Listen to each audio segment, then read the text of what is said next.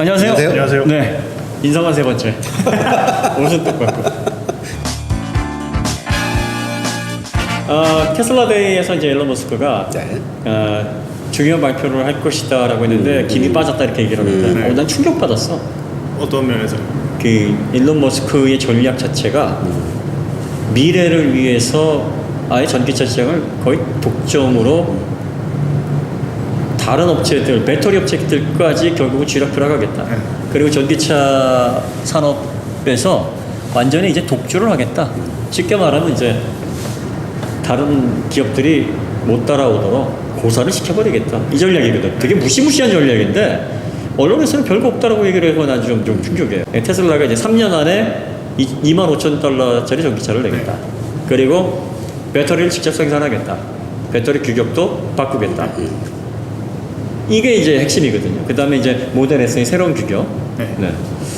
이 세 가지가 이제 핵심 골자인데, 첫 번째, 3년 안에 반값 전기차를 만들겠다. 그럼 무시무시한 이야기죠. 모델 3를 3년 안에 반값으로 만들겠다는 게 아니라 25,000불에 살 수 있는 지금 모델 3 정도 되는 품질의 전기차를 내겠다. 지금 모델 3가 5만 불 정도 하니까. 그렇죠. 그러니까 반값이면은 그 차를 반값으로 팔 거 아닌가 이런 그 뉴스인가 봐요. 그러니까 이제 당장 모델 S를 반값으로 낮추기 3년 안에 그런 차를 만들겠다 이거예요. 그러니까 배터리를 최대한 저렴하게 생산을 해서 25,000불로도 현재 테슬라에서 기대되는 품질의 전기차를 공급할 수 있도록 하겠다는 얘기가 이제 첫 번째 골자입니다. 근데 이게 왜 무섭냐면 모델 3 반드시 모델 3의 가격을 낮추겠다는 게 아니라 모델 3에 준하는 품질의 자동차, 전기차, 그러니까 테슬라에서 추구하는 롱레인지, 그 다음에 적정 수준의 성능 이런 것들을 갖춘 전기차를 내는 거예요. 모델 3와 유사한 느낌의 용도를 가질 수 있는 그렇죠. 그런 차를 3년 내에 25,000불에 내겠다. 그 말인 거죠. 그래서 이제 다른 업체들이 야 배터리 가격이 얼마인데 저 사기다 이렇게 얘기를 한단 말이에요. 자, 그러면 일론 머스크의 전략이 그러면 과연 허무맹랑하냐 생각해 보면 발표를 할 때 이제 감정이입을 좀 내서 내가 일론 머스크였다면 어떤 전략을 세울까? 저는 크게 세 가지 전략을 세울 것 같아요. 전기차에서 가장 핵심 배터리거든. 배터리의 고가 열쇠를 난 갖고 싶어 하겠어. 첫 번째는. 그리고 두 번째는 기술 격차가 지금 한 4, 5년 정도 있단 말이에요. 근데 그 격차는 점점 짧아지고 좁혀질 거란 말이에요. 내연 자동차들도 가만히 앉아서 당하지는 않을 것이고, 그 다음에 문제는 뭐냐면 테슬라가 스타트업부터 시작을 하고 업무 강도가 워낙 심해서 테슬라에서 근무했던 주요 엔지니어들이 대거 이탈된단 말이에요. 그러면 이제 엔지니어들이 그 기술과 노하우를 가지고 다른 업체에서 기술력을 또 녹여낼 수가 있으니까 결과적으로 시간이 지나면서 그 격차는 조금씩 좁혀질 거란 말이죠. 그러면 테슬라가 뭔가 확실하게 테슬라의 품질이나 테슬라의 밸류를 각인시키지 않으면 추격자들의 추격을 허용할 수 있는 상황까지 몰릴 수가 있어요. 그러면 사용할 수 있는 전략은 뭐냐면 간단해요. 후발 업체들을 고사시키는 고사 전략을 펼칠 수밖에 없어요. 지금 테슬라가 미래 10년의 가치가 시가총액에 미리 땡겨졌다 그러잖아. 그러면 내가 일론 머스크라면 나는 그 비용의 대다수를 손해를 보더라도 한 대 팔아서 대당 얼마가 손해를 보더라도 이 정도 품질의 이 정도 가격의 전기차는 우리밖에 만들 수가 없다라는 인식을 소비자들에게 심어줘서 따라오는 후발 업체들의 길을 아예 가능성 자체를 밟아놓을 것 같아요. 그러니까 예를 들어서 그게 나쁜 말로 하면 치킨 게임인 거예요. 나쁜 말로 하면 나는 이 차를 하나 파는데 뭐 또 그냥 본전이든가 약간 손해봐. 근데 저 사람이 이 성능을 내서 차를 만들어서 팔려면 3천만 원 손해봐. 한 대 팔 때마다. 그럼 3천만 원 손해 안 보려면 나보다 3천만 원 비싸게 팔아야 되죠. 그렇죠. 비싸게 팔면서 아무도 안 사. 안 사니까 또 손해봐. 그러다 보면 금방 망하는 거예요.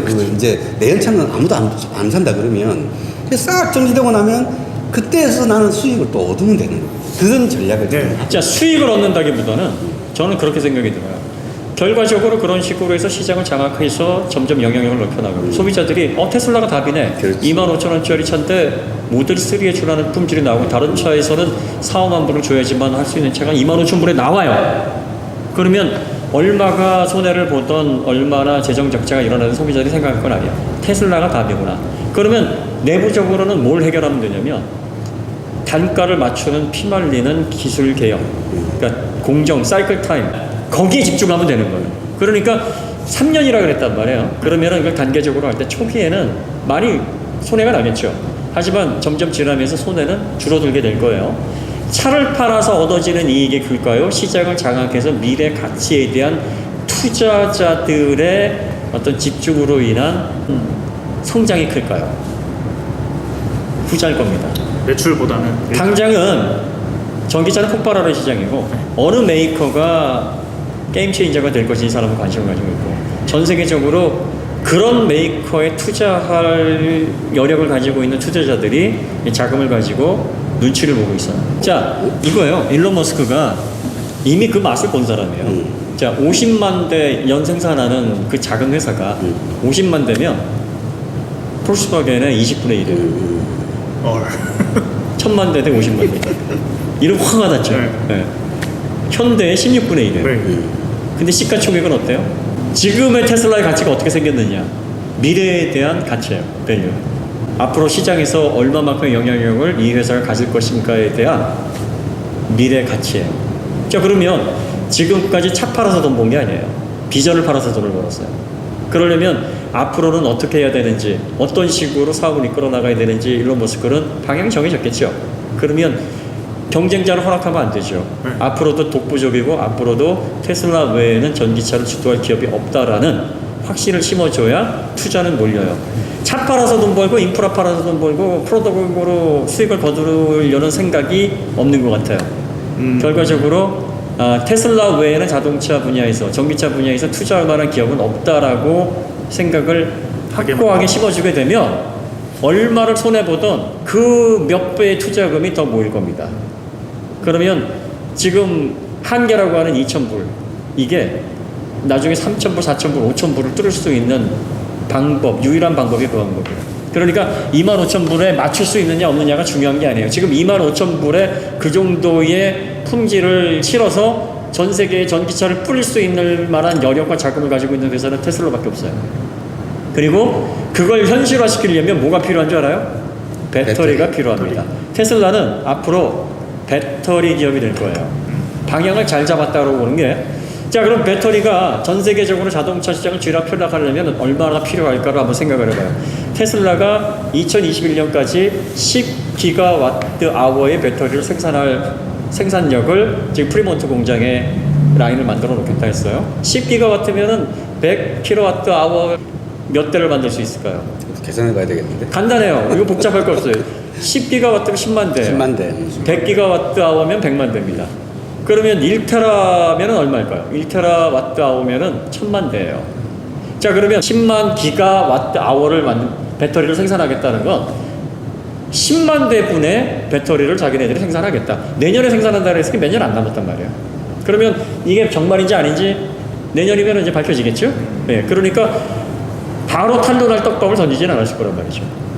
2022년도에는 100만 기가와트아워의 배터리를 생산하겠다. 그럼 100만 대를 생산하겠다는 거예요. 지금 테슬라가 50만 대를 생산을 하고 있고 내후년에 한 300만 대를 한다고 하면 2022년도에 한 300만 대 정도가 된다 그러면 3분의 1 정도는 우리 배터리 쓰겠다는 거예요. 2030년도에 3TWh의 배터리를 생산하겠다. 3TWh면은 100kWh로 3천만 대 분량이 나오는 겁니다. 그러면 전 세계적으로 1년에 출고되는 자동차가 1억 대인데 30%를 우리가 먹겠다? 공급하겠다는 거예요. 전기차 중에서 30%. 자, 그러면 2030년 되면 다른 배터리 업체들은 얼마나 배터리를 생산할까? 그 예상 총량이 얼마인 줄 알아요?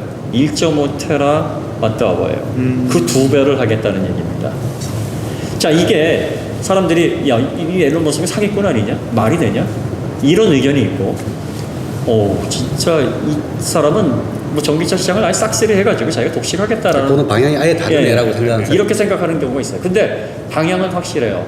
만약에 제가 일론 머스크 입장이고 테슬라의 오너라면 저 같아도 배터리 시장 장악하기 위해서 있는 모든 자본을 다 투입을 하겠어요. 미래 가치에 대한 투자를 테슬라에 더 집중시키기 위해서 지금 사용 가능한 유동자금들을 손해보면서까지 대중화 모델에 투입을 할 것 같아요. 대당 얼마가 손해가 나든.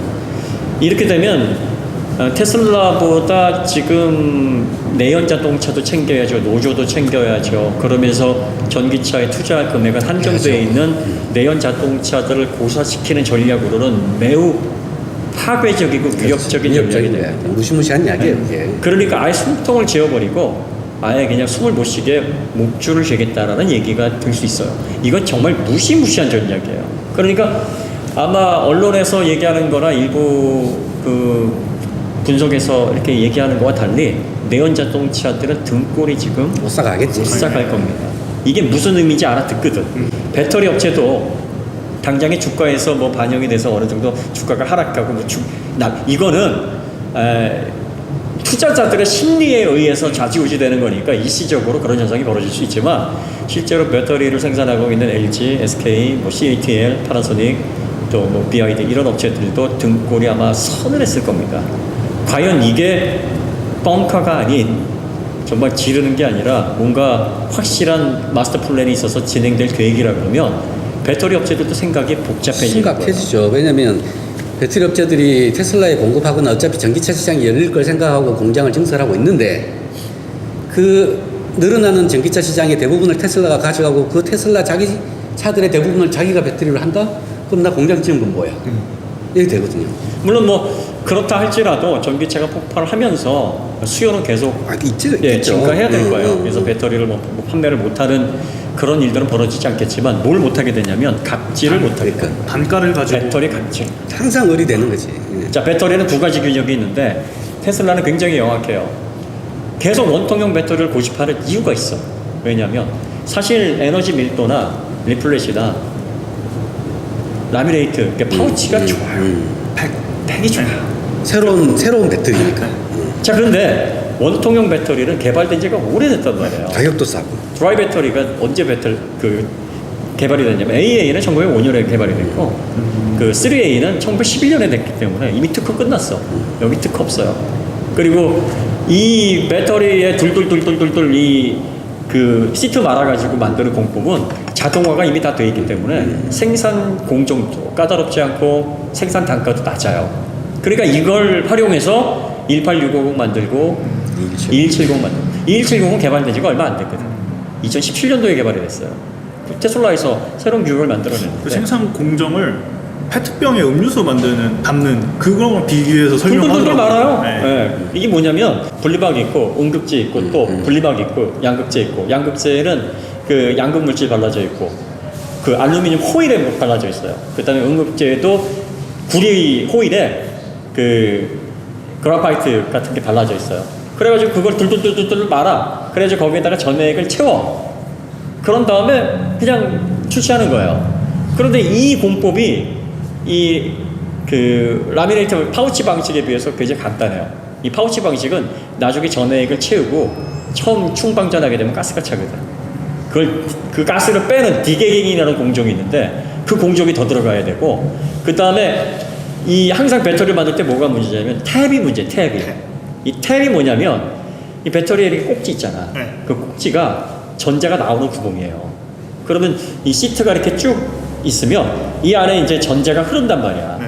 이 전자가 이 밖으로 나가서 부하가 걸리는 게 전기란 말이야. 그런데 요 전자가 나가려면 입구가 있어야 되는데 그 입구 역할을 탭이 만들어준단 말이야. 그 탭이 용접을 해야 되는데 굉장히 얇은 소재라 이 용접하기가 되게 까다로워. 이게 수공적이거든. 그런데 문제는 뭐냐면 전자가 중앙으로 이렇게 흐르면서 이 탭으로 다 나가야 되니까 뭐가 생겨? 병목 현상. 이 좁은 공간으로 막 다 나가야 되니까 미어 터지는 거지. 병목 손괴상이 생기면 두 가지가 문제란 말이야. 시간도 많이 걸리고 열받아. 효율 떨어지는 거죠. 저항이 그래서 생기는 거예요. 그러면 이 탭을 아예 그냥 전체 면적으로 그냥 다 없애버리면 전자가 위로 이렇게 타올라가잖아, 단면으로. 그러니까 일론 머스크가 탭리스를 만들겠다. 어디서 뭐 테이블리스라 그런다며? 뭐 서서갈비야? 무슨 뭐 테이블리스야? 탭리스입니다. 탭을 없애는 거예요. 근데 이 공정이 원통형 배터리를 만드는 14가지 공정이 있어요. 근데 그 중에서 이 탭을 만드는 공정이 가장 시간이 많이 걸려. 그리고 또 뭘 만들겠다는 말이냐면 테슬라가 얼마 전에 그 맥스웰 테크놀로지를 인수를 했단 말이에요. 그 맥스웰 테크놀로지가 이 건식 전극 기술을 가지고 있는데요. 지금은 이 전극을 액체 용매에다가 이렇게 섞어요. 솔벤트에다가. 그래가지고 이제 발라. 그럼 뭘 시켜야 돼? 드라이를 시켜야지. 그렇지 않으면은 안 되거든. 그러니까 말려야 된단 말이야. 그런데 요거를 가루로 돼가지고 필름으로 고착을 시켜버리면 안 말려도 되는 거예요.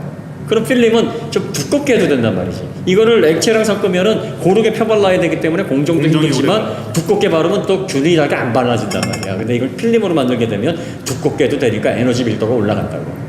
그리고 탭을 없애버리면 탭을 거기다가 붙여가지고 용접을 하는 과정이 없어지니까 뭐가 빨라지냐면 사이클 타임이 빨라져. 사이클 타임이 빨라지면 텍틱 타임이 빨라져.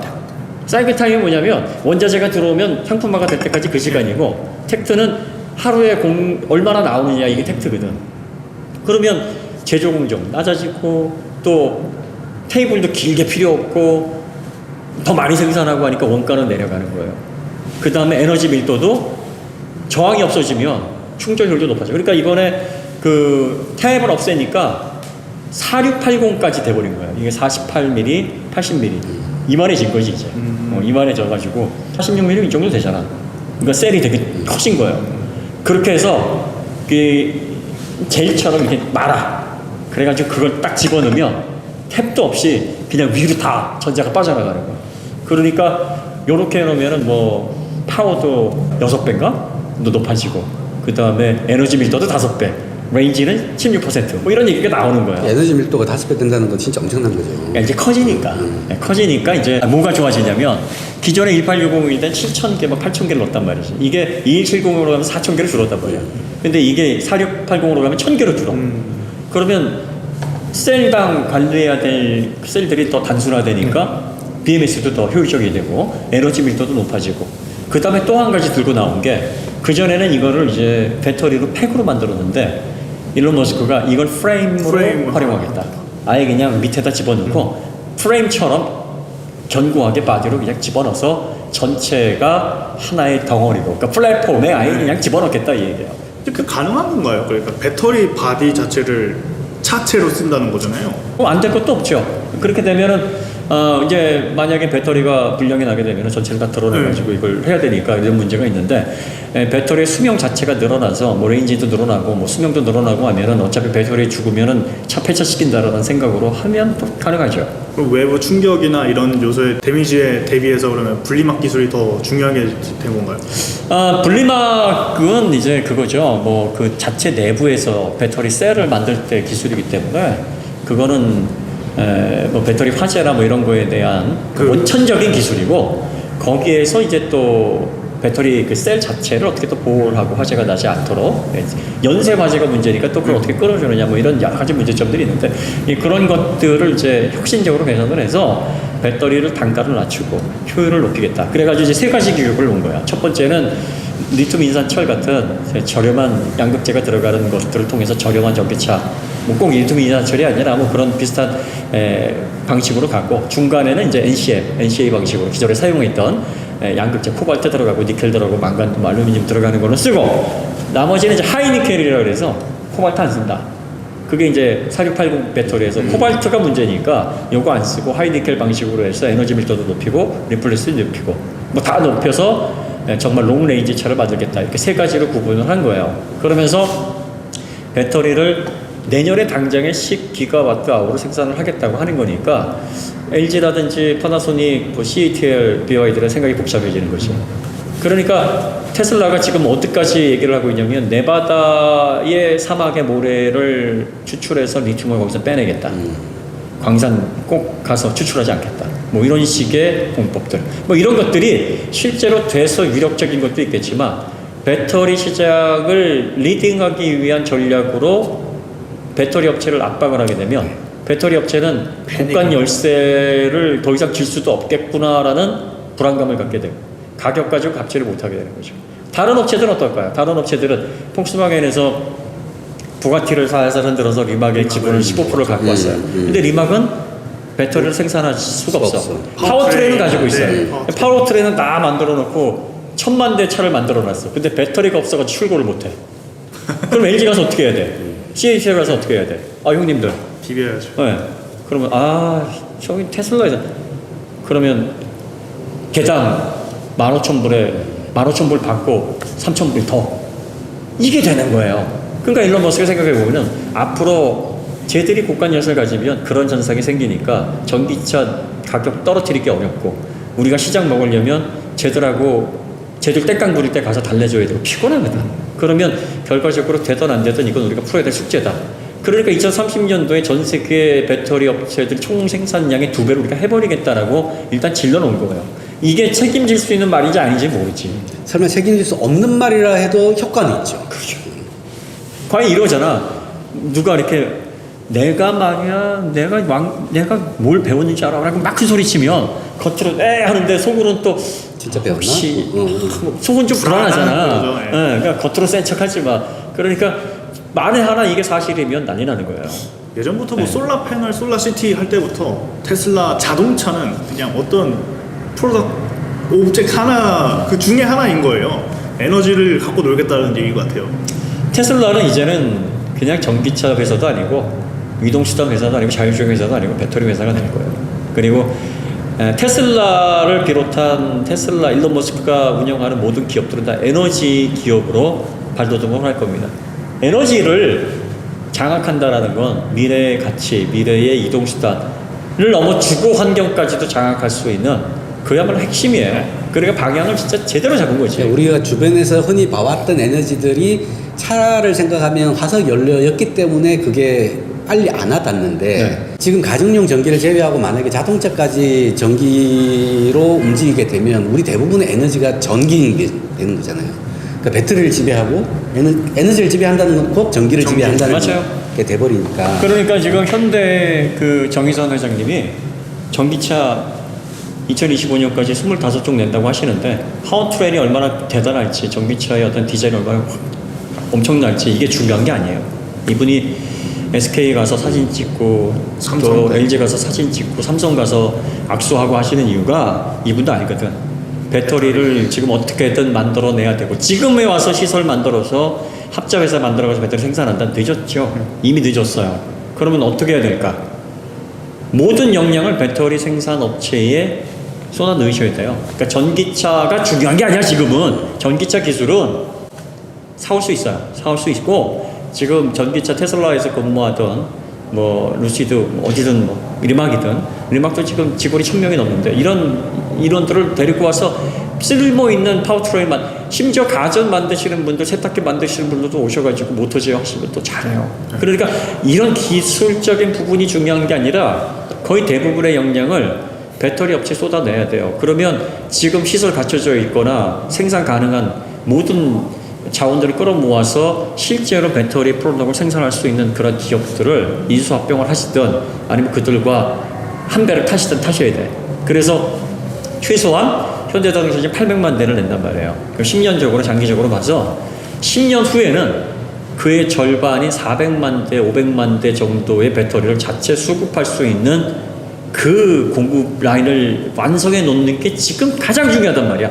2025년까지 전기차가 몇 종이 나올까가 중요한 게 아니야. 지금 가장 불안한 게 그거예요. 우리나라 현대자동차가 과연 배터리 숙제를 풀 수 있을까?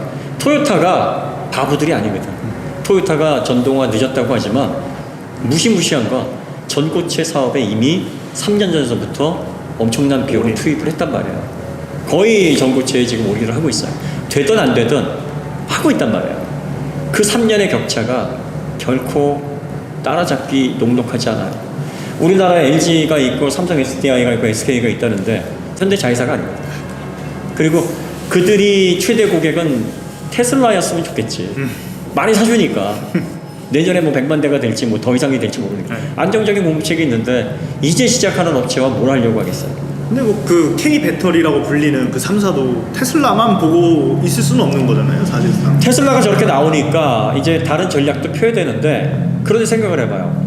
테슬라가 어마어마한 물량으로 지금 전기차를 쏟아내려고 하고 있는데 내연 자동차 그럼 어디랑 손을 잡아야 될까? 다 잡아야 될까? 내연 자동차들이 많아요. 제각각 전기 자동차 전략을 가지고 있고 제각각 다 다른 규격에 다 다른 어떤 형식으로 전기차를 발전시키고 있는데 그 중구난방 전략을 어떻게 취합할 거야?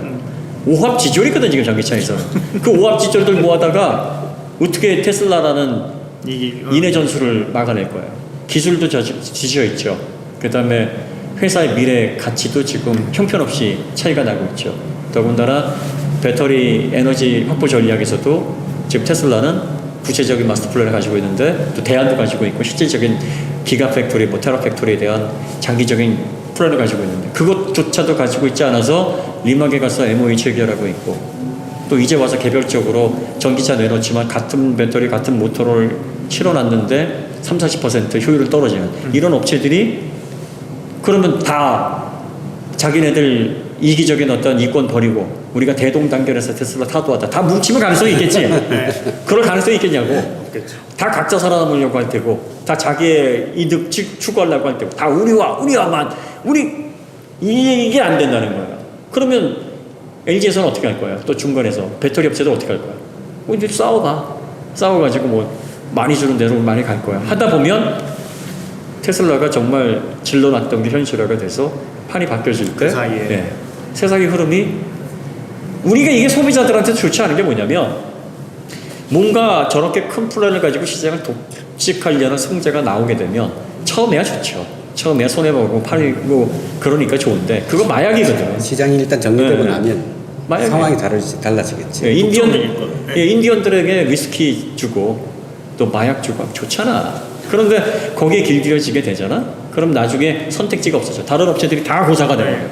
그럼 나중에 테슬라에서는 야 이제부터는 이제 좀 제대로 던지 말자 이러면 이제 끝나는 거야. 야 이제부터는 알지? 그러니까 어떻게 할 거야? 없어. 그러니까 지금 저희가 하는 얘기가 일론 머스크가 대단하고 테슬라가 앞으로 그렇게 될 거가 아니라 지금 내연 자동차들이 정신을 차리고 그 미래의 가치, 미래의 전략을 위해서 사활을 걸어야 돼. 맞아요. 모든 역량을 다 쏟아붙어야 돼. 그리고 테슬라 일론 머스크가 하는 그 워딩이 알 거예요. 우리가 얘기 안 해도 등골이 오싹하고 뭘 어떻게 준비해야 될지 알 거예요. 그러면 제대로 뭉치란 말이야. 아니 외계에서 저기 쳐들어오면 원수끼리 이웃도 손을 잡아야 돼. 지금 테슬라라는 외계 자동차가 와가지고 전 세계 자동차를 다 집어넣으려고 하고 있어. 130년 동안 그렇게 맨 땅에 헤딩하면서 이 시장을 가까웠던 내연 자동차들이 물러설 수는 없잖아. 그러면 연합전선을 구성을 하든 얼라이언스를 구성을 하든 뭉쳐야지. 그리고 어떤 부분에서 어떻게 대응을 해야 될지 제발 좀 묘안을 내라는 얘기예요. 그 묘안이 뭐겠느냐? 배터리. 그리고 빨리 그 기술 격차를 따라잡아야 돼. 테슬라가 25,000불을 왜 들고 나왔겠어? 분명히 3년 안에 할 수도 있어요. 네. 그리고 나 같아도 손해보고 해. 몇백 조가 들어가더라도 해. 왜? 설마 200-300조를 쓰더라도 그 200-300조로 인해서 고사된 그 자동차 회사들이 뱉어내야 될 쉐어, 또 그 쉐어로 인해서 투자자들이 와, 저 회사 하면서 투자가 몰리면서 오는 혜택이 몇 배가 될 거거든. 지금의 시총에 또 몇 배가 성장할 수 있는 가능성이 열리거든. 그걸 왜 안 하겠어? 자칫 잘못하다가 10년 후에 테슬라 판되겠어. 그냥 자동차 하면 테슬라가 그냥 뭐 건물만 나가면 다 T, 우리 T자 보고 살 것 같아. 매드맥스에서 영화 매드맥스에서도 막 물 달라고 그러니까 그런 거. 그럼 나중에 테슬라가 이제 물 지고 에너지 지고 노래 한번 해봐. 배터리 지고. 자 노래 한 곡 꼽아봐. 네. 그러면 이제 주고. 이거 안 되거든. 뭐든지 한 업체가 독점을 하면 그 피해는 고스란히 소비자들에게 가요. 공정 거래가 그래서 중요한 거죠. 독점 이런 게 금지돼 있는. 절대로 테슬라가 에너지를 독점하고 자동차, 전기차를 독점하게 해서는 안 돼요. 맞아요.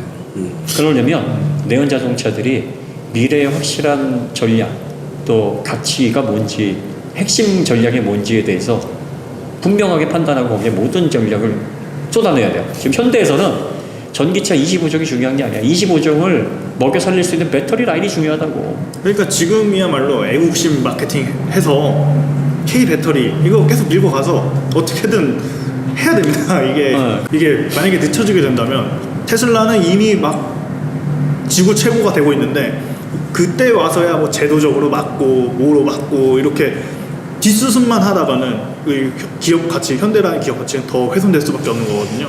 어느 기업이 시장을 장악하고 절대적인 힘을 갖게 되면 에너지나 이동 수단의 빈부격차는 극에 달할 겁니다. 극에 달할 거예요. 이거는 진짜 미래의 암울한 얘기고 등골이 진짜 오싹한 얘기고 공포 영화보다 더 무서운 극강의 호러입니다. 그래서 우리나라 국민들도 LG, SK 쪽에 압력을 좀 국민들이 많이 넣어야 돼요. 네. 너희들 뭐 하는 거야? 왜 테슬라랑 놀아?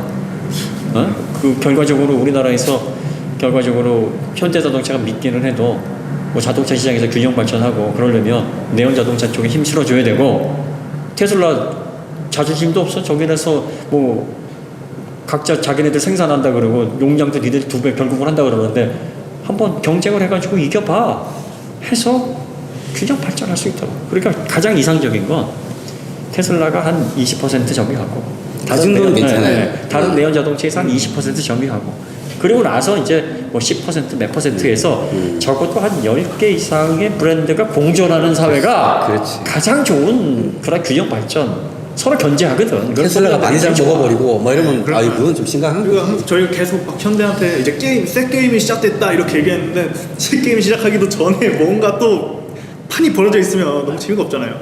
지금 이 시기가 현대한테 굉장히 중요한 시기인데. 맞아요. 근데 사실 제가 긍정적으로 보는 이유는 부회장님이 SK 갈 때 지구공을 타고 가지 않았습니다. 니로를 타고 갔습니다. 아 그래요? 그게 시사하는 바가 크다고 생각합니다. 니로. 그러니까 SK에서 보고서 저 차 우리가 만들었는데. 어쨌든 뭐 얼르시든 아브로를 하시든 아니면 자금으로 쏟아부으시든 현대에서는 배터리 공급 라인 확충하시고 직접 생산에 관여하셔야 돼요. 그리고 적어도 현대에서 3년 안에 100GWh 정도의 배터리 공급 라인에 차질이 없도록 관리하셔야 됩니다. 사실 국가적으로도 이 차세대 시장의 먹거리를 위해서 뭐 2차 전지 배터리 그 상품도 만들고 맞아요. 묶어서 국가적으로도 계속 양성을 해야 되는 거죠. 이 시장에 대해서 기업 간에 조율될 수 있는 판도 깔아주고. 결론을 내자보면 테슬라 오싹합니다. 오싹하고 두렵습니다. 그리고 저희는 테슬라가 정말 시장을 장악하는 걸 정말 원치 않아요.